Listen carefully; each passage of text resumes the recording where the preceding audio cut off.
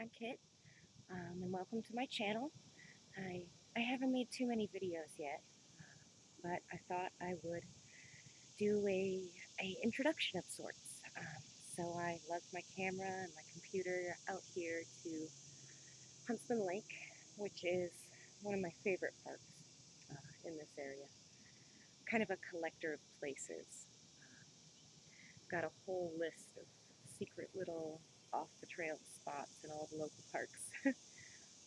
And this one's one of my favorites because of all the carving on the tree. I don't know if you can see that on the webcam, but it's been carved for years. And it's still standing.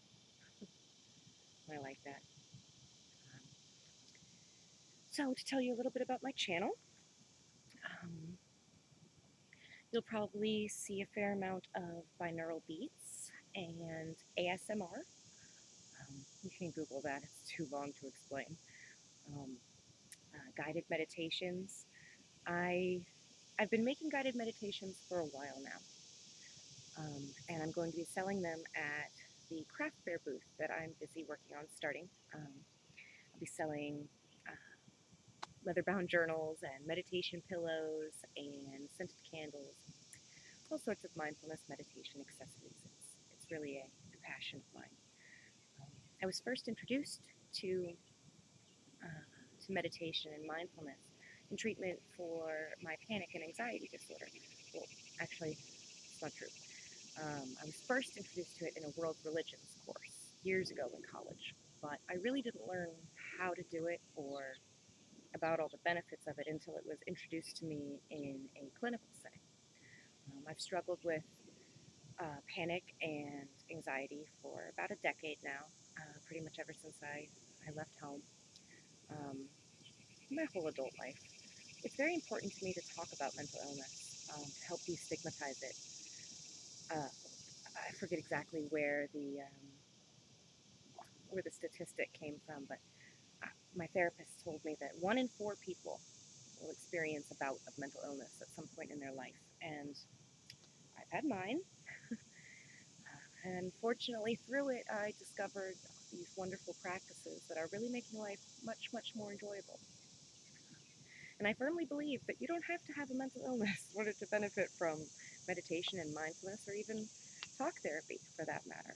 Um, in fact, dialectical behavioral therapy has an entire component to it called mindfulness and radical acceptance, which is a very sort of Buddhist concept once you take it out of the clinical construct.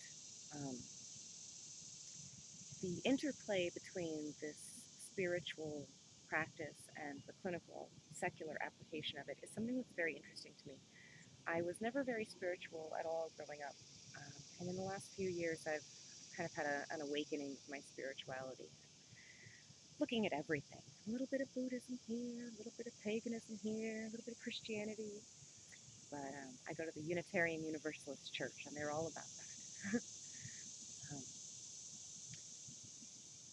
so exploring the interplay between the benefit that so many people are receiving from this spiritual practice that's been essentially completely divorced from its spiritual roots. It's been turned into a coping mechanism, a life skill.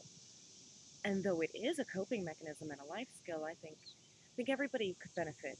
Everybody who practices meditation and mindfulness, which should be everybody, could benefit from understanding the spiritual origins of it. So you can expect to see some ramblings from me about all of that. I'm also very interested in binaural beats and now autonomous sensory meridian response, which are all sort of ways you can control your brain, or your mind rather. The brain and the mind are definitely separate things, but I definitely wanted to make an introduction video and talk about myself a little bit and show you one of my favorite places. So stay tuned, follow me on Twitter at Green Fox Gifts, and hope to hear more from you soon.